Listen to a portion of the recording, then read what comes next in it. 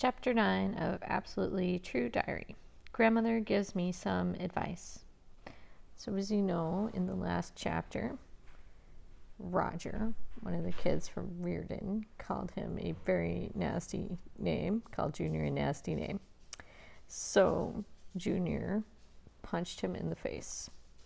Roger was shocked and took off. And of course, we learned about the rules where basically anytime you think you or one of your, friends or family gets called names or irritated by other people on the reservation, you fight. But that is not the case at Reardon, Junior's new school. So now Junior's kind of confused because he thought after school Roger would show up with his friends and beat him up, but Roger did not.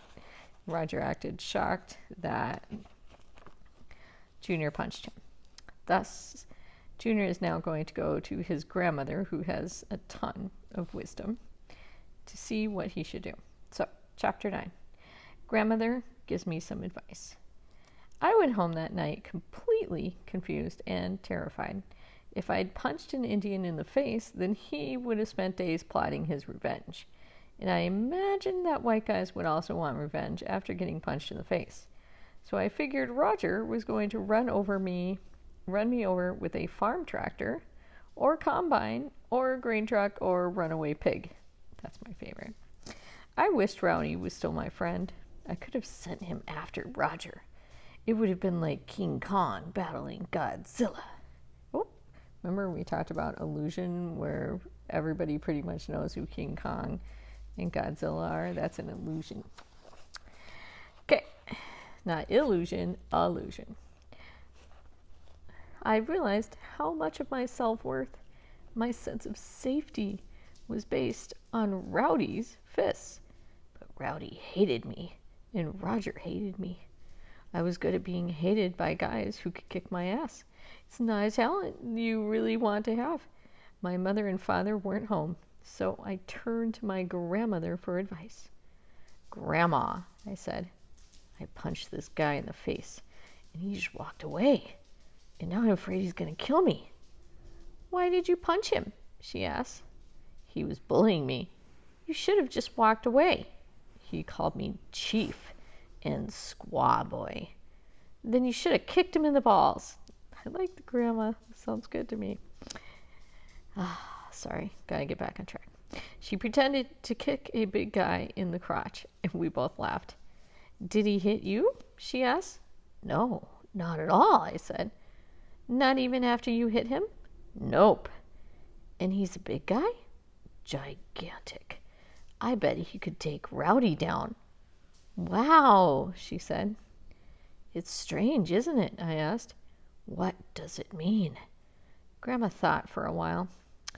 I think it means he respects you, she said. Respect? No way. Yes way. You see, you men and boys are like packs of wild dogs. This giant boy is the alpha male of the school. Oh, here we go, a metaphor comparing Roger to a wolf.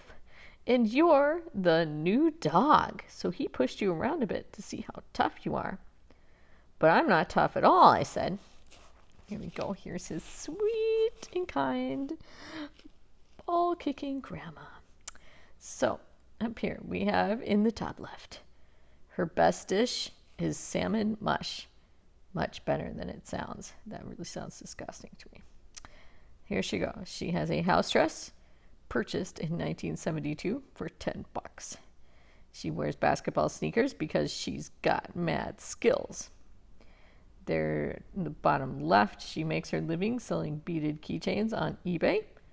Highly sacred Aboriginal transportation charms. Okay, sorry.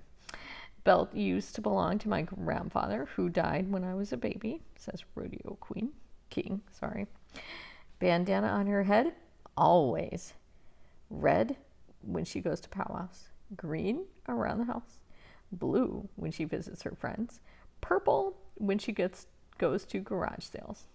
I like his grandma. She's kind of cool. All right, here we go. Now, She just said, so she said, Rowdy or Roger picks on him because he's the new dog. So then Junior says, I'm not tough at all. Yeah, but you punched the alpha dog in the face, she said. They're going to respect you now. I love you, Grandma, I said, but you're crazy. I couldn't sleep that night because I kept thinking about my impending doom. I knew Roger would be waiting for me in the morning at school. I knew he'd punch me in the head and shoulder area about 200 times. I knew I'd soon be in a hospital drinking soup through a straw. So, exhausted and terrified, I went to school. My day began as it usually did. I got out of bed at dark 30 and rummaged around the kitchen for anything to eat. All I could find was a package of orange fruit drink mix. Ew. So I made a gallon of that and drank it all down. Then I went into the bedroom and asked Mom and Dad if they were driving me to school. Don't have enough gas, Dad said, and went back to sleep. Great, I'd have to walk. So I put on my shoes and coat and started down the highway.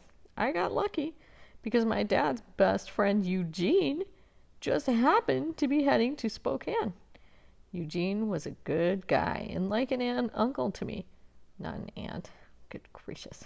And like an uncle to me, but he was drunk all the time. Not stinky drunk, just drunk enough to be drunk.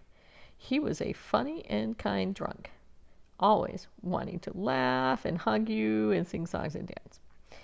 Funny how the saddest guys can be happy drunks. Hey, Junior, he said, hop on my pony, man. So I hopped onto the back of Eugene's bike, and off we went, barely in control. I just closed my eyes and held on. And pretty soon, Eugene got me to school. We pulled up in front, and a lot of my classmates just stared. I mean, Eugene had braids down to his butt, for one, and neither of us wore helmets for the other. So there he goes. There is Eugene on his Indian motorcycle, which I don't know if you guys know, but that is a brand of motorcycles beloved by some. My dad talks about them. Dad's best friend Eugene and his 1946 Indian Chief Roadmaster. Now remember, this is a true story, and it is written, let's see when it's written, in, let's see, 1966. I don't think, is that true? I'm losing my mind, boys and girls. So anyway, besides the fact, sorry, got distracted there. All right, I suppose we looked dangerous. Man, he said, there's a lot of white people here. Yeah, you doing all right with them? I don't know, I guess. It's pretty cool you doing this, he said. You think? Yeah, man, I could never do it. I'm a wuss. Wow, I felt proud. Thanks for the ride, I said. You bet, Eugene said. He laughed and buzzed away. I walked up to the school and tried to ignore the stares of my classmates. And then I saw Roger walk out the front door. Man, I was going to have to fight. Shoot, my whole life is a fight. Hey, Roger said. Hey, I said. Who was that on the bike? He asked. Oh, that was my dad's best friend. That was a cool bike, he said. Vintage. Yeah, he just got it. You ride with him a lot? Yeah, I said. I lied. Cool, Roger said. Yeah, cool, I said. All right then. I'll see you around. And then he walked away. Wow, he didn't kick my butt. He was actually nice. He paid me some respect. He paid respect to Eugene and his bike. Maybe Grandma was right. Maybe I had challenged the alpha dog and was now being rewarded for it.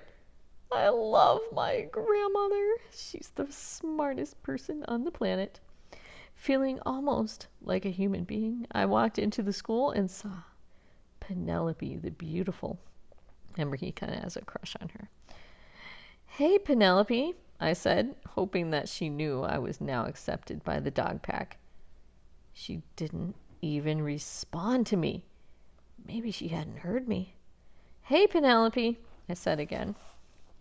She looked up and sniffed. She sniffed like I smelled bad or something. Do I know you? She said.